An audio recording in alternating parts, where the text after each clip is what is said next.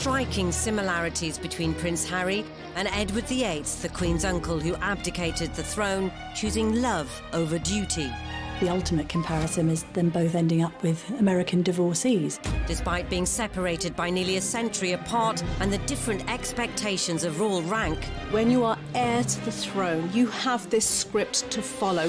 their military aspirations, Edward VIII, as Prince of Wales, was keen to go to the front line. Lord Kitchener says no.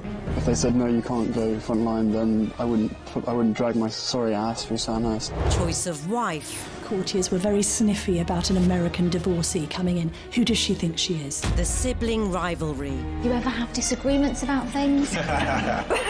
Oh, yes. and eventual exile were all remarkably similar. He tried to have his cake, eat it, and then order another cake on top. As royal commentators dispel the myth of the monarchy, They ended up with the king doing the conga round the staterooms of Buckingham Palace. experts will break down key archive from crucial moments in royal history. It was a fairy tale created by the Grimm brothers. So prepare to discover what actually happens when blue blood runs red. What have you been doing in here all day? This is The Royals Revealed.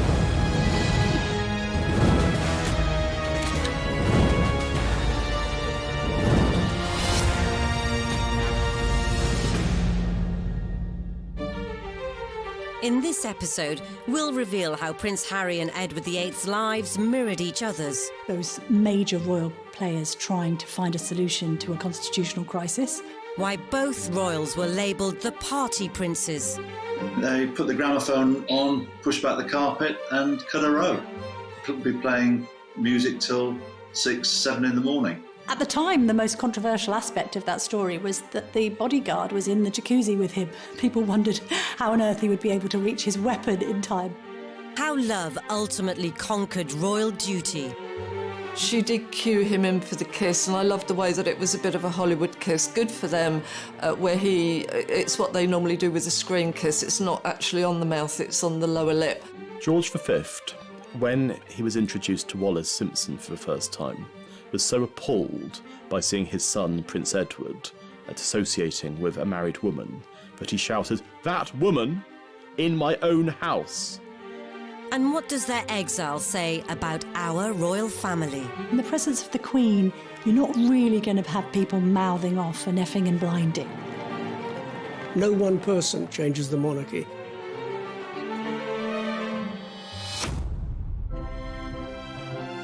From the moment the two princes entered the royal realm, they were destined to experience persistent scrutiny from the world's media. Royal children have always been exposed to prying cameras, whether it's paparazzi or whether it's staff cameramen belonging to newspapers. We had that very famous photograph of Harry sticking his tongue out at photographers. Photographers are not always kosher. They egg on. For example, Harry only stuck his tongue out because the photographers were doing exactly the same. The uneasy relationship with the press continued into Harry's adolescence. Lots was written about Prince Harry's teenage years being that of a royal rebel. He was a playboy prince as far as the press was concerned. There was a bit of that. There was obviously the legendary cannabis smoking and Club H, which was Prince Harry's sort of social scene at Highgrove. And what we saw was Harry falling in and out of nightclubs, sometimes a little bit inebriated, on the odd occasion lashing out at paparazzi. All of these things are damaging perhaps to a certain extent for the monarchy, but actually, interestingly, endeared the public to Prince Harry because there was this sense that he was just a normal lad trying to let off steam. The same can be said of Edward, who, at the impressionable age of 16, became the Prince of Wales. Prince Edward was the golden boy of the royal family. He was probably the first royal pin-up. His face appeared on playing cards, on matchboxes, on tea towels. He was seen as the bright hope of the royal family. But the lofty title didn't prevent his own regal rambunctiousness. They put the gramophone on, pushed back the carpet and cut a row. Could be playing music till 6, 7 in the morning. Because the nickname that Edward had was Peter Pan, and certainly just as Peter Pan wanted to fly to Neverland, Edward wanted to escape Buckingham Palace, a place that he hated and always had bad association. I think with Edward, when you are heir to the throne, you have this script to follow. People practically tell you what to do in order to get there. That is your position in life that you're born to. It is inevitable, perhaps, that at some point you'll want to break loose, find your own voice. With Harry is the spare. He's like, my brother's got this. There is no particular roadmap for me. I'm just going to let loose. And that's what he did. Both princes had grown up with media attention, but they'd also grown up surrounded by the military. I remember him as a 5-year-old strutting down the private road at Kensington Palace in army fatigues and a parachute regiment, red beret, and he loved every minute of it. And it was the army that provided timely escape routes for both princes. But this led to Edward's first serious run-in with the state. Edward VIII, as Prince of Wales, was keen to go to the front line during the First World War.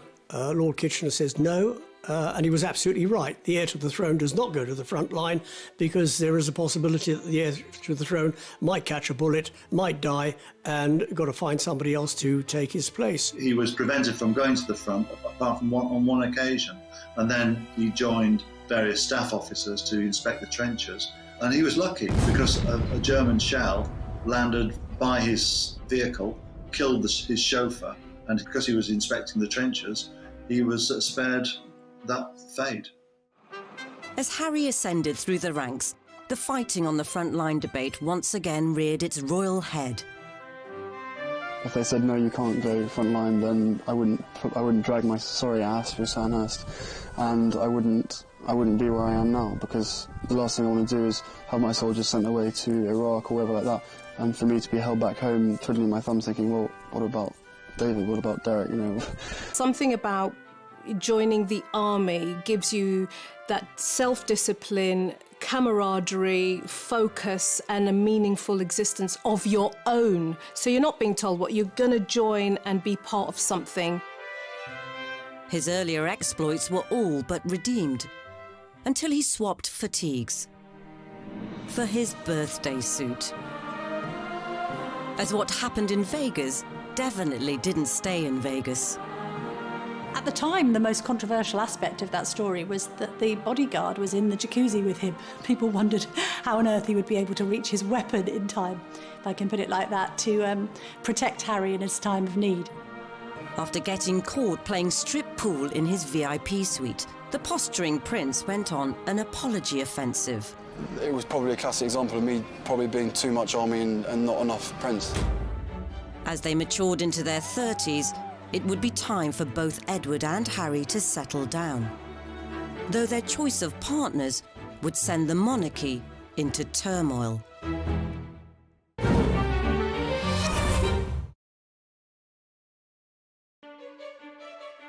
Edward VIII and Prince Harry shared many similarities. Both were skilled in military manoeuvring.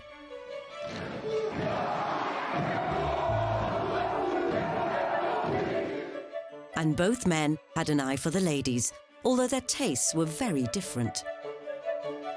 What's always been interesting about Harry is, although he's depicted as this playboy prince, he's always been very discerning in his choice of girlfriend. They've always been very bright, switched-on young women with career ambitions of their own. Chelsea Davy, who went on to study law at Leeds University and became a solicitor. Similarly with Cressida, a fledgling acting career under her belt, and hates the fact that people even mention that she was Prince Harry's girlfriend, because she's much more than that. In Edward's case, it's quite interesting to remember the words of his assistant private secretary, Tommy Lascelles, who said of Edward that there was no great romance in his life, and that all he'd had when he was younger was a long series of grand affairs. Edward's first serious girlfriend was Freda Dudley Ward, the wife of a high-ranking Liberal MP. This predilection for the married woman may well stem from his relationship with his mother, Queen Mary. She was pretty distant with her children. Now, what do children want? They want that warm maternal attachment. But it sounds to me as if he was familiar with somebody being quite unavailable. So if that is his earliest influence, guess what he's going to look for when he's older? People who are unavailable to him, because he's used to that. Though Edward's and Harry's love lives were different, there was one striking similarity. Of course, the ultimate comparison is them both ending up with American divorcees. Edward had a steamy chat-up line when he first clapped eyes on Wallis Simpson at a country house party in the grip of winter. He asked her, as an American, did she find the central heating poor in these country houses? And she is apparently alleged to have said, oh, sir, I would have expected something smarter from the Prince of Wales. That's the legend. But if either were getting hot under the collar, there was a problem. It was very much the case that Edward, as the future King of England, would not have been allowed to marry a divorced woman. So it probably wasn't the best idea to bring her to the palace to meet the puritanical parents. George V, when he was introduced to Wallis Simpson for the first time, was so appalled by seeing his son, Prince Edward, associating with a married woman, that he shouted, "That woman in my own house!" And thereafter he had to be reassured, falsely, that Edward was not in a sexual relationship with her. Here was the future king lavishing Mrs. Simpson with what they felt was the family fortune, giving her jewellery, bracelets, necklaces, and the House of Windsor thought that they were being burgled from the inside out. Alec Harding, who was Edward's private secretary, often believed that the stress and misery that George was faced with for having seen his son cohabiting with Wallis was one of the things that led him to an early grave. Harding's theory may well have been correct, as George V died within 2 years, leaving the bewildered new King Edward VIII to address those who are now his subjects. I feel that his death is not only an overwhelming grief to my mother and to us, his children, but that it is at the same time also a personal loss to you all. George V was very reluctant to admit his son, Prince of Wales, into the inner sanctum of monarchy. That is to say, to read the red boxes, all the top secret documents, confidential papers, and so on. So he left the Prince of Wales hanging, and he didn't really prepare him for his future role as king. And George would have been turning in his grave if he'd known who was tagging along at the proclamation. He was quite astonishing to the British aristocracy and squirearchy that here's this woman, this twice divorced American, being allowed into the inner sanctum to watch the accession of Edward VIII at St James's Palace. Yet, for the British public, she remained a mystery. There are pictures taken of her next to Edward, and most of the papers owned by Lord Beaverbrook, the proprietor of the Express and the Evening Standard, either cut her out altogether or referred to her simply as Edward's friend. Unfortunately for Harry, there was no such censorship when Meghan came on the scene in 2016. At the time that she met Harry, and I think was a familiar face in the circles of, say, US breakfast shows and red carpet events in LA. I'm a California girl, born and raised, so the flip-flop culture is part of just who I am. I love my cutoffs and flip-flops and being as relaxed as can be. I think it's fair to say that before she was linked to Prince Harry, few people in the UK would have heard of her. But after she was linked to Prince Harry, obviously, she's become one of the most famous women on earth.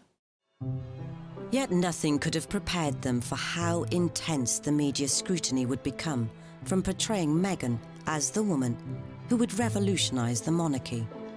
No one person changes the monarchy. It's not something Meghan said when she was going to march into the monarchy and change it. And then there were the less forward-thinking factors.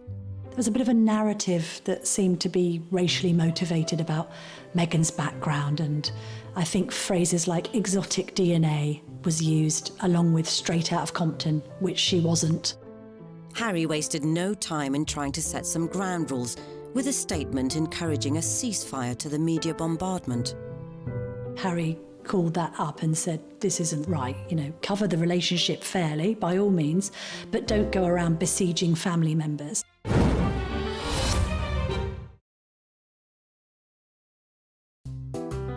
As the prince protected his partner, 80 years earlier, the new king managed to get away to the Dalmatian coast with his. In the summer of 1936, they took a cruise on a boat called the Narlin, which travelled throughout Europe. And there are pictures of the American media with fairly straightforward headlines about the king and his mistress. And none of this made it into the British papers at all. And the continental press had a field day, with one candid snap in particular. We've got one key gesture here, and that is that she's putting her hand on his arm, which you don't do to royalty, but it's the way that she's doing it. She's using not just a loving hand gesture, it's a restraining movement. It's all about power and control. It's quasi-parental. She's put her hand on his arm with the fingers straight, and it's a kind of a stop, restrain, control movement. Not just control over him.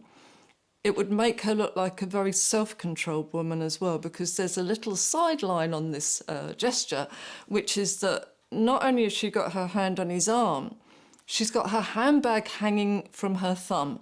Now, that would only be somebody that was completely confident, completely in control and knew what they were doing. It's not something many people could pull off. The press took that as a signal to talk about the relationship with Wallace. And it came as a complete shock to the British population. The press were duly dispatched to Wallace's residence, which was enough to send her fleeing to France, so the couple began writing to one another. Wallace used a word called enum, which she used in her letters to Edward, and enum essentially meant frightened and scared. And in one letter that she wrote Edward, she said, "When the two of us are together, I feel that we can just about bluff it out, but when I'm on my own, I feel terrified and I feel inadequate." As the furore grew back in Britain, news crews set about canvassing public opinion. King, he should marry who he loves. He's been a good chap to the working class. That's my opinion of him. I am a housewife. Personally, I think he is a sign of modern democratic times. I am a chauffeur by profession. After all, the king is a man like myself, but he should not allow his private life to interfere with his public life. If you go into the National Archives and look in their private vaults, you'll see thousands of letters sent to Edward basically saying, "Don't do it, sir." 8 decades on, the public had warmed to Meghan. She really is beautiful, isn't it? Women particularly were drawn to her because she seemed to be the kind of princess who wanted to be heard as well as seen, and to have a platform and to champion really important subjects like women's rights. And when they did their tour of the UK, there were crowds in the streets shouting their name. There was such a huge amount of goodwill behind them both. But easing Meghan into the formalities of royal family life required some on-the-spot schooling from Harry. Harry, I think, is being very clumsy with what are called his tie signs here. He's being quite annoying. This is like an actress who is suddenly finding that on set, somebody's trying to give her stage directions. She's looking just slightly peeved that he's interrupting her, because that would be rude at any party. He actually beckons her over, which again would make her feel a bit powerless, and then he steers her and actually pushes her over to the next group. Nobody's going to like that very much, and what she does, she's very polite, she smiles, she comes across. But you'll see that she responds with a reciprocal pat on the back. She pats Harry on the back, so like, you pat me, I'm going to pat you. And what that implies is that, yes, that's fine, and I know that this is a job we've got to do, but I'm also in control here. When we get to the church clip, again, a lot of this, I think people were saying, oh, she's being told off and she's not comfortable. Again, I believe this was Harry's mistake. And it's actually her, to me, caught up in a power battle between the two brothers, even at that stage, because she's very happily talking to William and Kate and smiling, laughing with them. You can see Harry getting more and more agitated. He faces front, he won't join in the conversation, his face drops, he turns round and he uses what's called a leading gesture. He points, sort of, no, pay me attention and look over here. And she kind of colludes, but it's a bit like she's dealing with a little bit of a spoilt child at that point. I think anybody entering the royal circles needs to come with their A game and be very resilient, because not only do they have protocol and rules and hundreds of years of practice, but they also have the court of public opinion. We are on the outside looking in, judging. But even almost mastering the arcane art of the curtsy couldn't protect Meghan from some alleged friendly fire. Meghan and Harry, they felt that she wasn't welcome. She wasn't welcomed by William and Catherine, and that she wasn't particularly welcomed by other members of the family. So we do see similarities with Wallis Simpson, both on a negative front. This idea that courtiers were very sniffy about an American divorcee coming in. Who does she think she is, coming over from America? So even if there were any lingering hostilities, Harry proposed less than 18 months after their first date. It happened a few weeks ago, earlier this month, here at our cottage. In terms of who was taking the lead in this clip, it's very interesting because the strongest signals come from Meghan, who is using what's called pseudo-infantile remotivational techniques. She's clutching his hand with both of her hands like a small, vulnerable child. And that made her look very sweet and very cute. Just an amazing surprise. It was so sweet and natural and very romantic. She wanted to be popular, she wanted to be ingratiating into a very difficult family, and I think that slight lowering of herself, that looking slightly vulnerable, was a very good ploy. Beneath that, though, we were getting some completely different signals, because if you can see when she's holding his hand, she's actually stroking his hand with her thumb. And what that means is she's calming him down. She's reassuring him. He doesn't like the press. He doesn't like to come out and be doing this. When they first walked out towards the press, she's rubbing his arm. It's, come on, let's get it over and done with, we're fine. It was good to see an intelligent woman, but she was in control. Both Harry and Edward had strong, independent women on their arms. But it was Edward who had to come up with a cunning plan to marry. In late 1936, Edward raised the possibility of a morganatic marriage with PM Stanley Baldwin, meaning he'd still be king, but Wallis Simpson wouldn't be queen. What he tried to do was he tried to have his cake, eat it, and then order another cake on top. And that led to the most spectacular meltdown in any kind of possibility of his remaining king. After the government rejected Edward's proposal, he informed the government of his intentions to abdicate on December the 9th. And by December the 10th, he was gone. 2 hours ago, I discharged my last duty as king and emperor. That I have found it impossible to carry the heavy burden of responsibility and to discharge my duties as king as I would wish to do, without the help and support of the woman I love. But the controversy was only just beginning for both royals.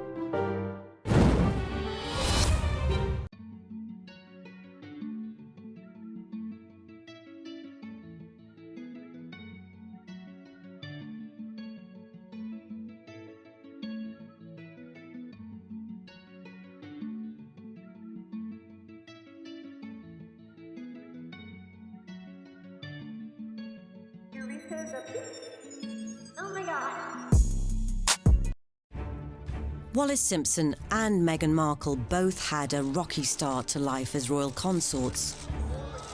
One resorted to hiding out in a remote castle, whilst the other valiantly tried to continue life as normal, or at least normal for a TV actress, as they both fought adversity on the way to the altar. British women hated her. She got hate mail by the bagful, and she even had a stalker who went down to the south of France where she was hiding out, intent on killing her. It seemed the knives were out for Meghan too. There was a bit of a narrative around some of the demands that the couple had made, this sense of Meghan apparently going into St George's Chapel and saying that it didn't smell right. It was a bit fusty and musty, and that maybe it could have smelt better. Other stories then emerged of Prince Harry effectively telling, we think, one of the Queen's most senior aides what Meghan wants, Meghan gets. It's kind of set a narrative around a couple who were being quite demanding. Wallis had also tried to take control. Wallis Simpson got divorced in October 1936. Her divorce was technically illegal because it involved all of these various things, such as collusion with her husband Ernest. And it's almost certain that Ernest was paid off in order to allow the divorce to take place. So you have to imagine that Wallis, as a divorced woman, was actually in a rather odd position because her decree nisi didn't come through until April 1937. A fortnight later, George VI had been officially crowned. And with Edward VIII downgraded to the Duke of Windsor, the former king could formally seal the deal. But his wedding was unlike any royal nuptials before or since. The king and the commoner became man and wife. Edward's wedding to Wallis involved around a dozen people. It was being held in France with a vicar who was essentially a publicity seeker, because the Archbishop of Canterbury, Cosmo Lang, who hated Edward, had specifically forbade any kind of formal ceremony taking place under the Church of England auspices. As the aged gatekeeper toasts the newlyweds, the Duke and Duchess appear to have their wedding pictures taken. Here comes the bride to join Edward in the happiest moment of their lives.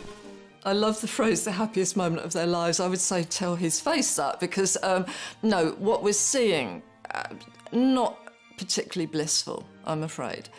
They present, they stand there very nicely, they smile from the cameras, but again, Edward uses this Windsor male habit of anxiety rituals, and you can see him with the tie, and even more tellingly, when he's facing the cameras, you can see the muscle working away on the side of his cheek. So he was tense and impatient. What I find really telling, though, is when they finish doing the photographs and walk away, she just goes off up the stairs by herself and almost back into this kind of social role with the other people that are up there. And he's left to kind of go round behind them and just stand there. You'd expect them to be welded together at this point. This is their wedding day, the clue's there. And yet she seems more like hostess socialising, but not with him. By the time that they married in the summer of 1937, Edward and Wallis had been the most famous couple in the world. Yet there's an absence of joy. And so if you look at Harriet and Meghan's wedding, and the obviously joyful occasion that was, it was in stark contrast to what had happened 75 years before.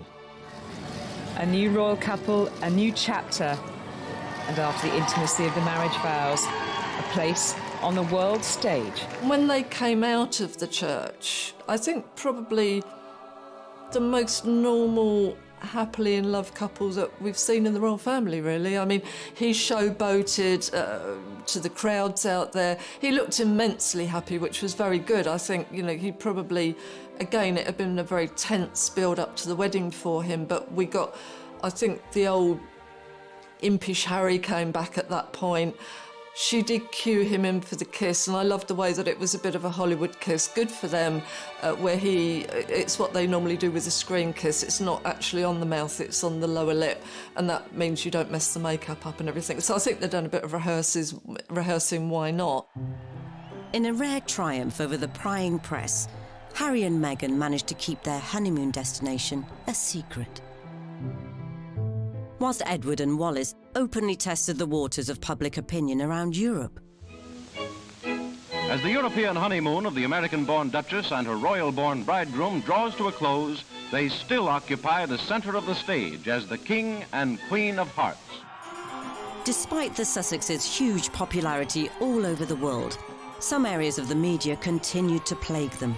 Even news they were expecting was seen as fair game for critique.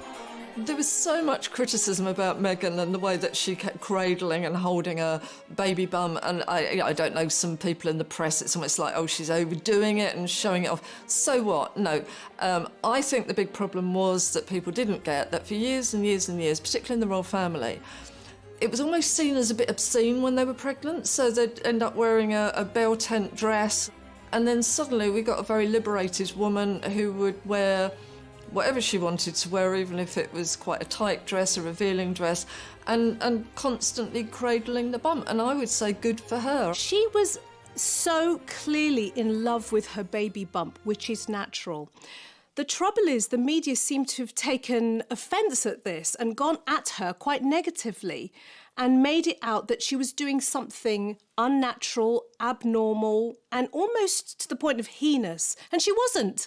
Lots of mothers do that every day, but they're not in the public eye. And I think for Meghan, it may have been another attempt to other her, put her in a different box. Have you seen the way she's behaving? It's not quite the done thing, although there are loads of examples of Kate doing exactly the same thing.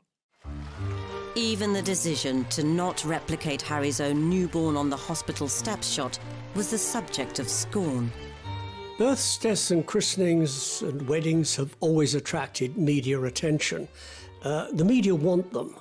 If they didn't let them in, there'd be a tremendous furore, as we saw with the christening of Archie. Harry and Meghan, they didn't want photographers, and there was a lot of adverse press against them. So, you know, it's a catch-22, isn't it? Damned if you do, damned if you don't.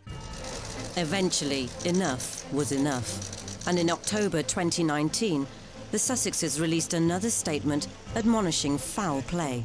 The second press statement was effectively suggesting that there was a vendetta or a campaign against Meghan, and that the media wasn't motivated by the right incentives when covering the Sussexes. And that's then taking the coverage extremely personally and suggesting that you are being treated unfavourably, for instance in the case of Meghan against Kate.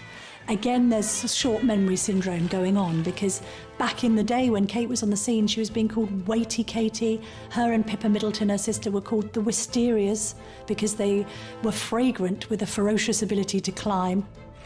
Short memory or not, Harry and Meghan were on the offensive, and they seemed to be handling it personally. Some of the wording of the second press statement was a bit jumbled and a bit confused. It was also laced with Americanisms, and therefore looked as if it was being written by Meghan directly. And when you've already got a narrative of Meghan driving a wedge and Harry being somewhat under the thumb, that only serves to confirm that theory.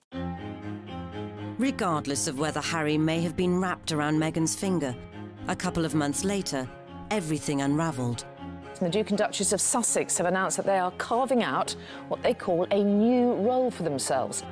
As like his great-great-uncle before him, Harry chose love over duty. I don't believe for a moment Harry forgot his purpose. I think Meghan suddenly found herself in a goldfish bowl that she didn't want to be in. When it was all kicking off, the Royals did what any family would do. They held a meeting. The summit involved the Queen, Prince Charles, the Duke of Cambridge and Prince Harry. To have those major royal players trying to find a solution to a problem that had been likened to the constitutional crisis, the abdication crisis of 1936. And I think, actually, when I spoke to people afterwards, they did stress that it was all quite cordial and controlled, because in the presence of the Queen, you're not really going to have people mouthing off and effing and blinding. And as the press clamoured for answers, Harry, how are the discussions going on your future?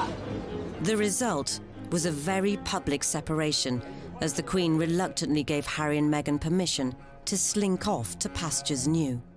Did he do it to protect Meghan, or did he do it because Meghan asked him to? You can't be entirely certain, but one thing you can say is that Meghan has always seemed like the dominant partner in that relationship. Like Wallis, she's somebody who seems to have had a hold over him. And there's the famous line, I don't know if it's apocryphal or not, whatever Meghan wants, Meghan gets. And you can imagine that being said exactly the same words, whatever Wallis wants, Wallis gets. In the aftermath of their abdicating announcements, relationships within Edward and later Harry's immediate family were strained more than ever before. And the mood between Edward's brother Albert, now King George VI, but known to his pals as Bertie, was understandably less than chummy. You're not just affecting George VI, you are affecting his entire family. And effectively, you've changed the rules of engagement and you've changed the whole dynamic of what's going to happen next. The recently married Duke and Duchess of Windsor was still followed by crowds wherever they traveled. In Paris, Britain's former king and his bride made the announcement that they were not intending to embarrass the royal family by settling in England. Since then, they have been world travellers. A major problem in the relationship between Edward and George VI after the abdication was money, because Edward VIII had lied about what his financial circumstances were.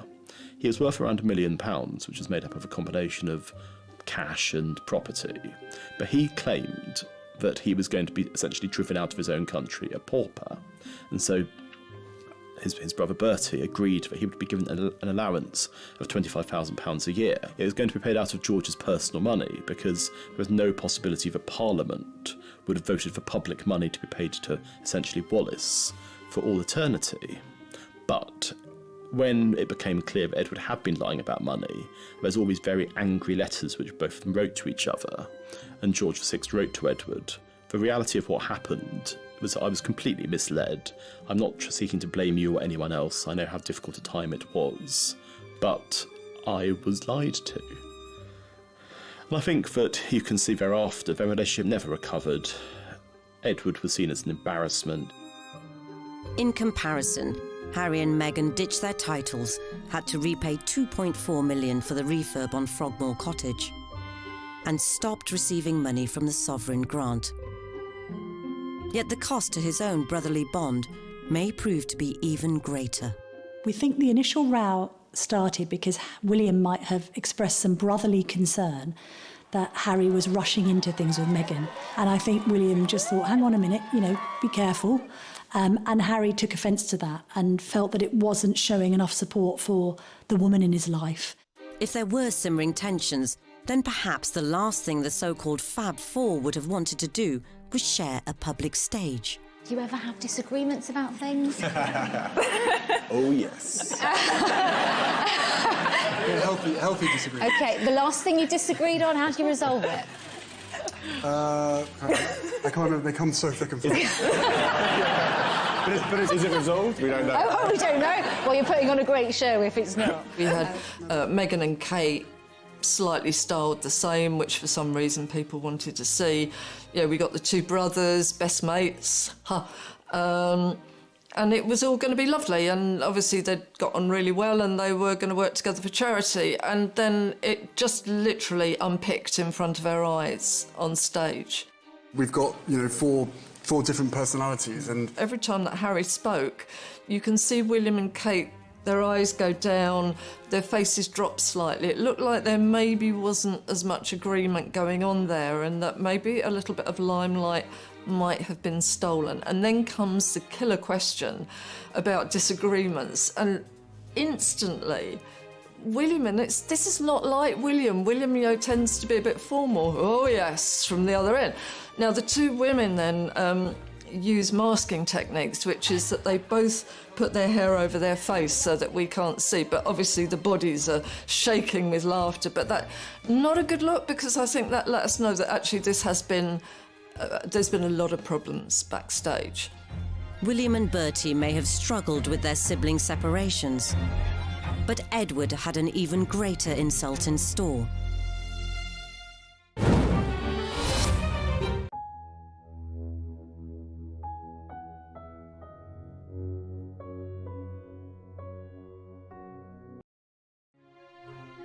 In the months following Edward VIII's abdication and Prince Harry's decision to ditch his royal duties, the old enemy, the media, continued to track both men's movements, desperate to know what would happen next.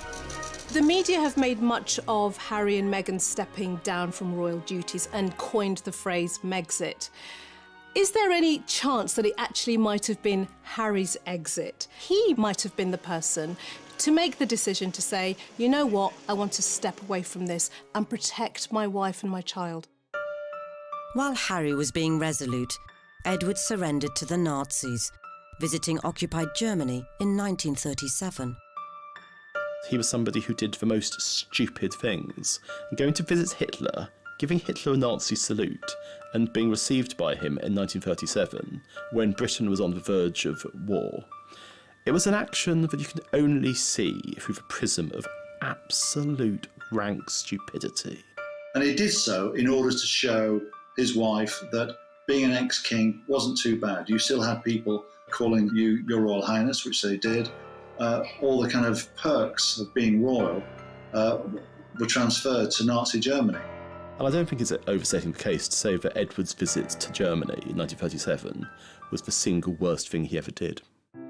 The severely agitated king had no option but to put as much distance between Edward and the Third Reich as possible.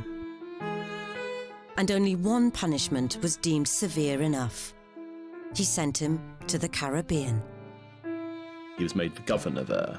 On the one hand, it sounded idyllic. I mean, while his fellow countrymen were suffering rationing and dying in their millions, Edward was having martinis on the veranda with Wallace. But both of them hated it, because they'd liked their life in Paris. They'd seen themselves as being these cultural sophisticates, and now they were on this small island where they had all the money that they could spend, but nothing to spend it on. He used to phone his brother constantly to give him advice, and it got to the point where George VI told the switchboard operator at Buckingham Palace not to let the calls through. One of the Sussexes' last public appearances came at the Mountbatten Music Festival at the Royal Albert Hall, where they were the reluctant centre of attention. Suddenly she emerged in victorious red. You wear red to be noticed, you don't wear it to kind of hide or anything like that. And the sheath dress that she was incredibly upright in, she had more makeup on than she would normally have worn, and we got the smoky eyes. It was a lot more Hollywood. I think he may have been expecting the old rotten tomatoes to come flying through the air, but he got cheered, and you can actually see as he's getting the applause and the cheering, he's almost growing in confidence at that point. And you can actually see him becoming very tearful as the clapping goes on. He has an accelerated blink rate. You can see him swallowing quite hard, and she kind of pats him to sit down, not because they don't want to be there, but I think he's probably going to dissolve in tears at that point. So I think he was moved and touched. I think they wanted to be there, but I think their worry was that other people didn't want to see them there. Once they found out they were still popular, not a problem. Though the Sussex backstep may not have been as momentous as a king extracting himself from a whole empire, Harry's departure highlights the dilemmas faced by those born to a life in service, and how this can clash with their hopes, desires, and what they believe best for loved ones. They've gone off into the sunset to live in Los Angeles, and I hope they succeed. But he's not got any friends there, and any friends he has made are probably strap hangers. But as they try and settle in the States, are there painful lessons to be learned from Harry's great-great-uncle? The irony is that they had huge potential as a couple to do good as humanitarians, for charities, but they didn't. They spent their lives going from one party to the next, and it was a fairly vacuous life in the end. And with Edward sometimes travelling alone, rumours of marital difficulties surrounded them for the rest of their lives. Who said there was a rift in this fabulous marriage? If this is incompatibility, I'll take some too. There have been rumours about the fact that the two of them were having problems, and they tried to do something that is now very regular with public figures. They tried to disprove those rumours with their body language in a public display of affection. It's gruesome to watch. It's like a baby rejecting food, the turning of the head. And then it gets worse because, he's not going to let her go, and she pulls her head away. You can see her arching her back. It actually looks as though she's kind of repelled by him. It's awful, absolutely awful. As Harry and Meghan pursue a progressive new role, only time will tell how much or how little we will continue to see of them. I think that the major difference between Harry and Meghan and Edward and Wallace is that Harry has been somebody who's much more attuned to popular feeling than Edward ever was. I know that some people in Britain are glad to see the back of them because they don't think they've behaved well, but there are others who thought, fair play, you're prioritising your immediate family and you want to do things differently and you want to make some money, go and do it. I see their mission far more rewarding, ultimately, than that of Edward and Mrs. Simpson. Whatever their future holds, one thing is clear, If Harry is to ensure he won't end up languishing in another country like Edward did, he must find a new sense of purpose and maybe, just maybe, tone down his vitriol against the press if one day they return to frontline royal life.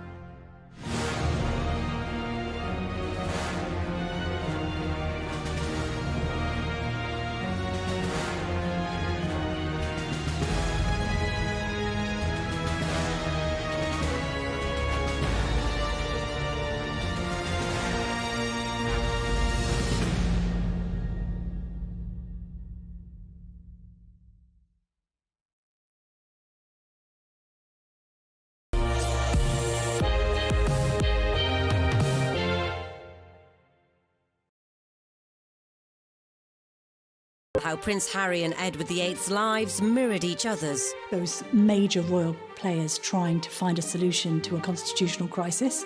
Why both royals were labelled the party princes. They put the gramophone on, push back the carpet and cut a row. Could be playing music till 6, 7 in the morning. At the time, the most controversial aspect of that story was that the bodyguard was in the jacuzzi with him. People wondered how on earth he would be able to reach his weapon in time. How love ultimately conquered royal duty. She did cue him in for the kiss, and I loved the way that it was a bit of a Hollywood kiss. Good for them, where it's what they normally do with a screen kiss. It's not actually on the mouth, it's on the lower lip. George V, when he was introduced to Wallis Simpson for the first time, was so appalled by seeing his son, Prince Edward, associating with a married woman, that he shouted, "That woman in my own house!" And what does their exile say about our royal family? In the presence of the Queen, you're not really going to have people mouthing off and effing and blinding. No one person changes the monarchy.